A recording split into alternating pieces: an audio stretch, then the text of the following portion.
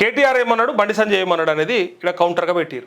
కేంద్ర విద్యాశాఖ మంత్రి రాజీనామా చేయాలి, మోడీ జాగ్రత్త, నవతరం స్వరం మారుతుంది, ప్రధాని వ్యతిరేకిస్తే ఈ కేడీ అడ్డుకుంటున్నాడని కేటీఆర్. అవును, రేవంత్ రెడ్డి ఏం మాట్లాడేందుకు ఈ విషయంలో? నీట్ పేపర్ లీకేజ్ అంశంలో పైగా ఇప్పుడు దేశమంతా, దేశ యువత అంతా అంటే మళ్ళీ ఒక వర్గం అంతా మోదీ, సరే మోదీ ప్రభుత్వాన్ని లేకపోతే ధర్మేంద్ర ప్రధాన్ దిగిపోవాలని చెప్పి అంటున్నటువంటి మాటకి అసలు రేవంత్ రెడ్డి కనిపిస్తలేడు, మాట్లాడతలేడు, పట్టించుకుంటలేడు.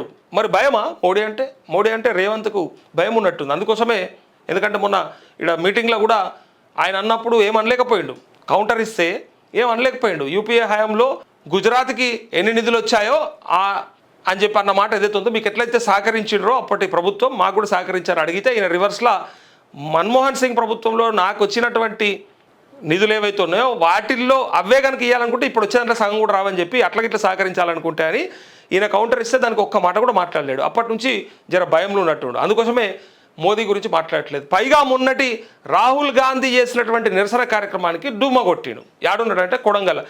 నల్లమల పులి కొడంగల్ల పిల్లి లెక్క దాచుకున్నది అని చెప్పి ఇలా ప్రతిపక్షాలు అంటున్నారు. అక్కడికి 2 రాష్ట్రాల ముఖ్యమంత్రులు పోయినప్పుడు, అందరు ఎంపీలు పోయినప్పుడు రేవంత్ రెడ్డి ఎక్కడ? మన ముఖ్యమంత్రి రేవంత్ రెడ్డి ఎందుకోసానికి మోదీకి వ్యతిరేకంగా పోయి కూసోలేడు, నిలబడలేడు, మాట్లాడలేడు అని ఈడ క్వశ్చన్. మోడీ జాగ్రత్త, స్వరం మారుతుంది, నవతరం మారుతుంది, రాజ్యం ఉలికి పడ్డది, మీరు ఎవరితో పెట్టుకోకూడదో వారితోనే పెట్టుకున్నారు అని బీఆర్ఎస్ వర్కింగ్ ప్రెసిడెంట్ కేటీఆర్ అన్నారు. నీట్ పేపర్ లీకేజీ వ్యతిరేకంగా కేంద్ర మంత్రి ధర్మేంద్ర ప్రధాన్ రాజీనామా చేయాలని డిమాండ్ చేస్తూ సీజేపీ దేశవ్యాప్త పిలుపులో భాగంగా శుక్రవారం ధర్నా చౌక్ వద్ద బీఆర్ఎస్ ఆధ్వర్యంలో ఏర్పాటు చేసిన నిరసన సభకు కేటీఆర్ హాజరై మాట్లాడారు. ఇక మీరెందుకు రాజీనామా చేయాలి?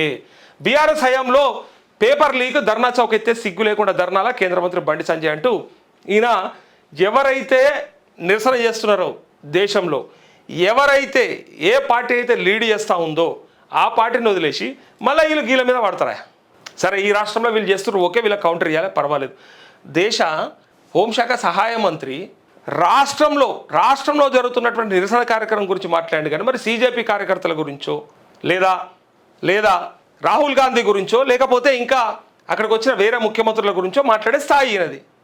ఇలా ధర్నా చౌక్ ఎత్తేసిరని చెప్పి ఇక్కడ మాట్లాడుతున్నాడు. కానీ మరి కాంగ్రెస్ పార్టీ పోయి మోదీ ఇంటి ముందర ధర్నా చేస్తే మరి ఆ విషయం మీద మాట్లాడేందుకు, అక్కడెందుకు మాట్లాడారు?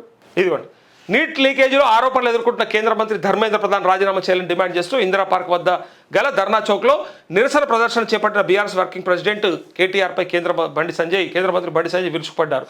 బీఆర్ఎస్ హయాంలో ప్రశ్నపత్రాలు లీక్ అయితే కేటీఆర్ ఎందుకు రాజీనామా చేయలేదని ప్రశ్నించారు. ఇది వీళ్ళకు కౌంటర్ కరెక్టే కావచ్చు, వీళ్ళకి ఇస్తున్నటువంటి కౌంటర్ కరెక్టే అనుకుందాం. దానిపైన సిబిఐ ఎంక్వైరీయా, దానిపైన స్పెషల్ ఇన్వెస్టిగేషన్ టీమా, సిట్టా, లేకపోతే ఇంకా వేరే ఏమైనా విచారణలు జరిగితే ఎవరు తేలింది, ఎవరు బయటపడ్డది, ఎవరు తప్పు చేసింది, ఏ గ్లోబల్ సంస్థ ఏం చేసింది అనే విషయాన్ని డెఫినెట్గా న్యాయపరంగా, చట్టపరంగా ఎవరికి ఏది పడాలో అది పడాలి. మరి ఎందుకు పడలేదు?